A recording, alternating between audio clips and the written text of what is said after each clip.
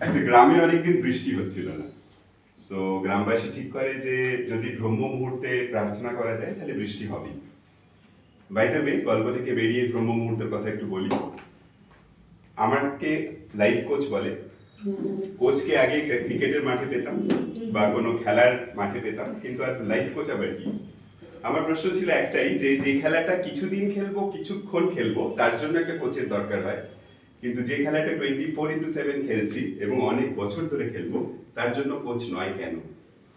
আমাদের দেশের এই উত্তর এখনো লোকে পায়নি, খুঁজছে।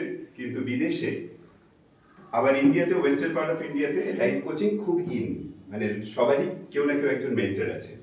কারণ আমরা সব সময় কিছু না কিছু অ্যাক্টিভিটিদের মধ্যে আছি, অনেকগুলো এরিয়াস অফ লাইফ নিয়ে ডিল করি। ইটস নট দ্যাট যে আমি একটা প্রফেশন আছে, আমার ফ্যামিলি লাইফ আছে, আমার রিলেশনশিপস আছে, আমার ফ্রেন্ডস অ্যাসোসিয়েশন আছে, টাইমের ওপর একটা ম্যানেজমেন্টের দরকার হয়। তো সব এরিয়াস অফ লাইফ নিয়ে মাঝে মাঝে বাংলা কথায় ঘেটে যাচ্ছি। তো কি করে এটাকে ঠিক করব, অর্থাৎ আমরা বলি ওয়ার্ক লাইফ ব্যালেন্স, সবগুলোকে কি করে ব্যালেন্স করবো, সেখানেই আসে as a role of a coach. So as a coach আমার প্রথম কথা হচ্ছে, ব্রহ্ম মুহূর্তে কি উঠতে পারছি? আপনারা কি জানেন ব্রহ্ম মুহূর্ত কাকে বলে? যখন সূর্যটা ওঠে মোটামুটি টাইম 7:30 আগে। starts around 3:40, 3:40 থেকে শুরু হয় up to 5:30। বলা হয় পৃথিবীতে সবচেয়ে বেশি এনার্জি থাকে ওই মুহূর্তে, which means ওই সময় যে কোনো অ্যাক্টিভিটি যদি করা হয়, বিট মেডিটেশন, এক্সারসাইজ বা এনি অ্যাক্টিভিটি, যদি আমি জেগে কোনো কাজও করি, তার এফেক্টিভনেস অনেক বেশি বেড়ে যায়। কিন্তু নিজেরা যদি একটু নিজেদেরকে দেখি, ওই সময় আমরা ঘুমোই, বিকজ দ্যাট স্লিপিং টাইম। কিন্তু এই আমি কিন্তু সেই উঠে যাই যদি ফ্লাইট ভোরবেলা থাকে, কারণ পারপাসটা খুব পরিষ্কার, ফ্লাইটটা ধরতেই হবে কারণ বেড়াতে যাচ্ছি। কিন্তু কখনো হয়তো লাইফটাকে এইভাবে নিচ্ছি না যে লাইফটা যদি অনেকদিন খেলতে চাই, ভালো করে খেলতে চাই, তাহলে কিন্তু ঠিক সময় ওঠা দরকার। তাই ব্রহ্ম মুহূর্তে যে কাজটাই করা হয় সেটার রেজাল্ট আসবেই। তাই ভেবেই এই পুরো গ্রামবাসী একসাথে একটা মাঠে জড়ো হয়, প্রায় 1000 লোক, প্রার্থনা করার জন্য যাতে বৃষ্টি হয়। কিন্তু এই 1000 মানুষের ভিড়ে একটি 4.5 বছরের বাচ্চার হাতে ছাতা ছিল। সবাই চেয়েছিল বৃষ্টি হোক, কিন্তু বাচ্চাটি বিশ্বাস করেছিল যে বৃষ্টি হবেই, তাই তো ছাতা নিয়ে এসেছিল। আমি যখন শুরু করি আমার কথা বলা, তখন আমি পজিটিভ কোচ বলতাম যে যাবো, 2.5 ঘন্টা কথা বলবো, এখনো বলি, কর্পোরেট শো বললো, অনেক জায়গায় গিয়ে কথা বলি, মোটিভেশনাল স্পিকার বলা হয়। 2.5 ঘন্টা কথা বলবো, অনেকে হাততালি দেবেন, আনন্দ পাবেন, খুশি হয়ে যাবেন, কিন্তু what happens at the end of that? আবার তো সেই লাইফেই ফিরে আসি। বেশিক্ষণ মোটিভেশনটা রাখতে পারি না, কারণ motivation is not internal, it happens externally, বাইরে থেকে। দুর্গাপুজো এলে খুব আনন্দিত হই, আবার চলে গেলেই দুঃখ আসে, কারণ আমরা কোথাও না কোথাও লাইফটাকে সাজিয়ে রেখেছি। কিছু কিছু ঘটনা ঘটলে, কিছু কিছু লোক জীবনে থাকলে তাহলেই আনন্দ, আদারওয়াইজ আনন্দ নেই। কিন্তু লাইফ ক্যান বি 24/7 আনন্দ যদি চাই। তাই আমার এই ট্যাগলাইনটা চলে, সেটা হচ্ছে তুমি হাসলেই আমি খুশি। সো ফার্স্ট কথা হচ্ছে যে পসিবিলিটি কোচ হিসেবে আমি প্রথম কথা বলতে শুরু করলাম যে এই যে পজিটিভ পজিটিভ লোকে বলছে এটা করো, ওটা করো না, এটা করলে ভালো, কিন্তু রাখতে পারছি না, তো মোটিভেশন তো বেশিক্ষণ রাখতে পারছি না। তো সেই জায়গায় কিভাবে জিনিসকে পসিবল করা যায়, খুব সিম্পল সিম্পল, আজকে যেটুকু সময় আছে, সেই স্কোপ আছে, কিছু কথা ধরিয়ে দিই যেগুলো আমরা এভরিডে হয়তো মিস্টেক করছি, কিন্তু না জেনে করছি। আমার কথা বলার উদ্দেশ্য হচ্ছে একটু অ্যাওয়ারনেস করা। ছোটবেলায় ফিরে যাই, একটা সত্যিকারের ঘটনা। স্কুলে যখন class 7-এ, Anubha ma'am, she was the English teacher and she was very good in English. তো আমরা অনেক সময় বলি না সাকসেস মডেলিং, আমরা অনেক সময় বলি যে কি করে সাকসেস হওয়া যায়। আমার কাছে খুব simple, follow what the successful people do. নিজের রাস্তা বড় করার দরকার নেই, ওরা যেটা করেছে সেটা করলেই উইল গেট টু সাকসেস। তো ওরকম I wanted to speak English like her. আমি একদম স্ট্রেট আপ একদিন গিয়ে বললাম, Anubha ma'am, I want to speak English like you. তো উনি আমাকে পাল্টা দুটো প্রশ্ন করলেন। ফার্স্ট প্রশ্ন ছিল, তুমি সবচেয়ে বেশি কার সাথে থাকো? মাথা চুলকে বললাম, কেন? স্কুলে বন্ধু বান্ধব, টিচারদের সাথে, আর বাড়িতে গেলে বাবা মা, দাদু দিদা দিদি। বলে এরকম হয় না যখন এরা কেউ থাকে না? আবার একটু ভেবে বললাম, তাই তো, অনেক সময় হয়। তখন কার সাথে থাকো? নিজের সাথে। বলে এক্সিলেন্ট। দ্বিতীয় প্রশ্ন উনি করলেন, যখন তুমি নিজের সাথে কথা বলো, কি ভাষায় কথা বলো? মাতৃভাষায়, বাংলায় বলি।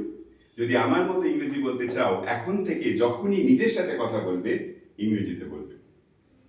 Taking that example, what I want to say is, আমরা ছোটবেলা থেকে programmed into hearing negatives seeing negatives and we are in program into negatives. হবে না, তোর দ্বারা হবে না, তুই পারবি না, ওখানে যেও না। তো এটা শুরু হয় একটা 1.5 বছর থেকে, মোটামুটি 1.5 বছর কেন, তার আগে থেকেও। তো একটা সোশ্যাল এক্সপেরিমেন্ট হয়েছিল, একটা 1.5 বছর বাচ্চার গলায় একটা টেপ রেকর্ডার ঝুলিয়ে দেওয়া হয়েছিল। It was very light, he carried it throughout the day. রাত্রে যেটা যখন ওটা অন করা হয়েছিল, দেখা গেছিল বাচ্চাটি 80 টাইমস না শব্দটা শুনেছে। তাহলে একটা 1.5 বছরের বাচ্চা যদি ডেইলি 80 বার না শুনছে, ওটা ধরিস না, পড়ে যাবি, ওখানে যাস না, তাহলে by the time we become adults আমরা কত লক্ষবার না শুনেছি। আর সেই প্রোগ্রামিং নিয়ে যখন বড় হয়ে কোনো কাজ করতে শুরু করি, ফার্স্ট কথাই আসে পারবে না, হবে না। তো আমি সেই এক্সাম্পল থেকে বলি, এখন হয়তো আপনাদের কাছে উত্তরটা খুব পরিষ্কার। সবচেয়ে বেশি কার সাথে থাকি? 24/7। সবচেয়ে বেশি যদি নিজের সাথে থাকি, কি কথা বলি যখন নিজের সাথে কথা বলি? প্রশ্নগুলো একটু চেঞ্জ করে দিলাম।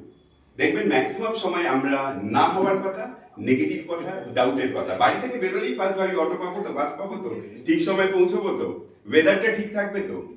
তো সারাক্ষণ যখন আমরা না কথা বলছি, সো আমাদের অদ্ভুত একটা সৃষ্টি ভগবানের, আমাদের মুখ কটা?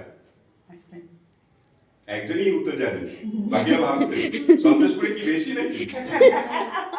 কান কটা? দুটো। তাহলে কে বেশি পাওয়ারফুল? কিন্তু আমরা কাকে বেশি পাওয়ারফুল করে রেখেছি? The lips. আমার কথা আগে শোনো, পরে আমার কথা শোনো। আবার বলছি, ওই আমার খুব ভালো বন্ধু, কারণ নিজের কথা কম বলে আমার কথা বেশি শোনে। জোকস অ্যাপার্ট, যেটা বলতে চাইছি সেটা হচ্ছে, আমি যদি সবচেয়ে বেশি নিজের সাথে কথা বলছি, কি কথা বলছি যখন নিজের সাথে কথা বলছি? And that is so important. লাইফে অনেক কিছু অল্টার করতে চাইছি, কিন্তু খুব সিম্পল জিনিসগুলো করতে চাইছি না। What do you say when you talk to yourself? এই নামই একটা বই আছে শ্যাড হেমস্টেটারে। কি বলবো যখন নিজের সাথে কথা বলবো?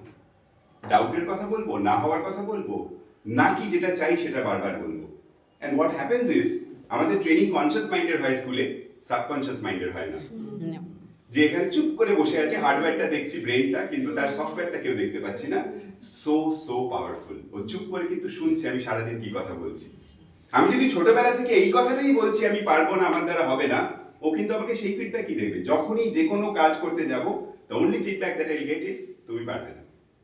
আমার প্রথম কথা হচ্ছে, সেটাই বলুন যেটা চান, আর বলা বন্ধ করুন যেটা চান না। Simple and straight.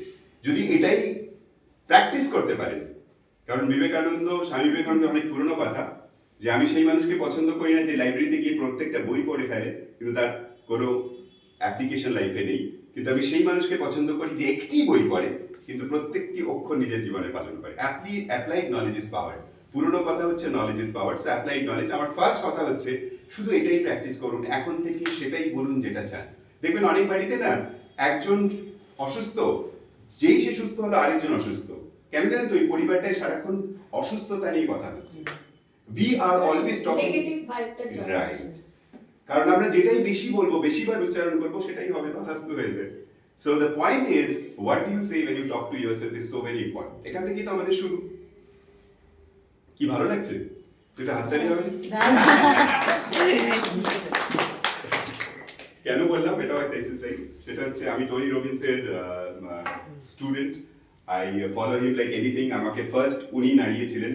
ফার্স্ট একটা খুব বেসিক কথা বলেছিলেন, আমাদের লেথার্জি, আমাদের লেজিনেস, আমরা একটুতেই ঘুমিয়ে পড়ছি, কেন জানেন তো? মুভমেন্ট কমে গেছে। এটাকে যেই এক্সারসাইজ বলবো, লোকে এখন অনেক কিছু বলতে শুরু করবেন বা শাট অফ করে দেবেন। আবার বলছে জিমে যাওয়ার কথা, এখন সবাই বলে যাবো না, হবে না। আমি বলি মুভমেন্ট করুন। যে বাচ্চাটাকে বাড়িতে বসানো যায় না, শোয়ানো তো দূরের কথা, আমরা বলে দিই কি দুষ্টু বাচ্চা, বাজে, বদমাইশ, সবার সামনে বলছি, কিন্তু হি ইজ দ্য রাইট বাচ্চা। মুভমেন্ট করছে, মুভমেন্ট করছে বলেই বারবার দুষ্টুমি করছে, because he is using his brain. কারণ মাইন্ড বডি তো কানেক্টেড। যে বডিটা বেশি মুভমেন্ট করে, সেই মাইন্ডটাও তো অ্যালার্ট, সে অনেক নতুন কিছু ভাবছে। সেই বাচ্চাকে আমরা যখন বুকে বসিয়ে দিলাম কোথাও, সেই বাচ্চাকেই মা 18 বছর 20 বছর সাইকিয়াট্রিস্টের কাছে নিয়ে গিয়ে বলছে বাচ্চা কারোর সাথে কথা বলছে না। ভুল তো আমি করেছিলাম, যখন কথা বলতে চেয়েছিলাম আমি বন্ধ করিয়ে দিয়েছিলাম। আমরা কোথাও আমাদের সেই শিশুটাকে শেষ করে দিয়েছি অন এ ডেইলি বেসিস। একটা ভালো মিউজিক যদি শ্রেয়া চালিয়ে দেয়, আমরা সবাই নাচতে চাইবো, কিন্তু নাচতে পারবো না, কারণ ভাববেন পাশের লোক কি বলবে। কিন্তু আপনার পা নাচতে শুরু করবে, কারণ সেটা তো কেউ দেখতে পাচ্ছে না, মানে আপনার শিশুটা জেগে উঠেছে। কিন্তু বেশিক্ষণ পারবেন না, বিকজ আমরা সারা জীবন কাটিয়ে দিচ্ছি ওরা বাকিরা কি বলবে। তাই আমরা এক্সটার্নাল ওয়ার্ল্ডের ভ্যালিডেশনে থেকে গেছি, তাই সোশ্যাল মিডিয়া এত কিছু গল্প হচ্ছে, কে কি বলবে, আমাকে কি রকম লাগছে, দ্যাট ইজ মোর ইম্পর্টেন্ট। আমার প্রথম জার্নি হচ্ছে ইনসাইড আউট, অর্থাৎ ভেতর থেকে বাইরে, বাইরে থেকে ভেতর হলে কিন্তু ইউ আর গন।